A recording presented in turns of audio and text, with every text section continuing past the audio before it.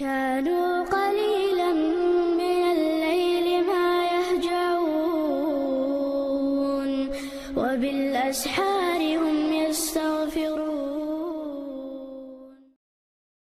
Алейкум ассаляму рахматуллахи баракату, баракаллаху фикум. Вопрос был относительно того хадиса, в котором говорится, что пророк саллаллаху алейхи ва саллям запретил бить по лицу,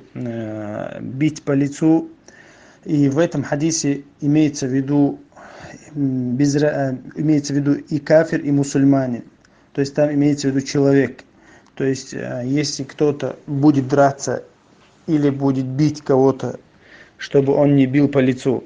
То есть ученые говорят, что даже если кафира побить по лицу, например, если он какой-то шрам сделает, или нос сломает, или зуб сломает, и этот кафир примет ислам, и это останется у него в душе.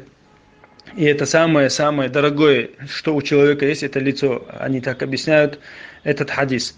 И поэтому бить нельзя по лицу даже кафира, и кроме как на полях битвы или во время битвы.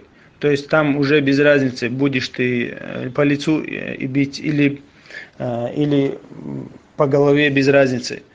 То есть вне войны, например, даже во время драки, если это можно контролировать. То есть если это как-то контролируется, нельзя бить умышленно по лицу. Но мы знаем, как бы это выходит из-под контроля. И бывает, что человек бьет и мусульманина, и кафира, без разницы, когда он дерется, например, бьет по лицу. И поэтому, если он владеет собой, нельзя бить, стараться остерегаться лица. Насчет бокса, то есть, если выступать не будет на соревнованиях за деньги, а просто для себя занимается, можно будет это делать, если он будет там в маске, например, если борьба, то есть если схватки будут, например, между борцами, надо будет остерегаться лица. Или, например, надевать маску, чтобы не повредило ему лицо. То есть как эти шлемы у них бывают на боксе, в любительском боксе. Вот с этим, например, если тренировки делать, никаких проблем нет. Но если по лицу бить во время тренировки, то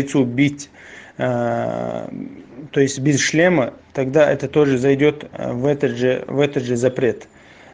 И поэтому бокс надо, если ходить в бокс, надо ходить с соблюдением этих условий. То есть чтобы в лицо, то есть напрямую голову не бить в лицо. Так-то затылок, например, там нету такого хадиса, запрет, то есть не входит туда, затылок не входит, не сама голова, то есть где волосы не входят, именно входит лицо. И поэтому по лицу нельзя бить. Даже, например, если он где ухо ударит, например, в этот запрет не входит. Именно в лицо там имеется в виду. Поэтому надо остерегаться, и если даже будет в бокс ходить, например, остерегаться лица надо. Или, например, шлем надевать, или вообще не бить по лицу. То есть научиться бить, там, не знаю, тренировку ходить, научиться бить, но саму схватку не делать, например, именно с борцами, как бы используя вот этот кулак прямо в лицо.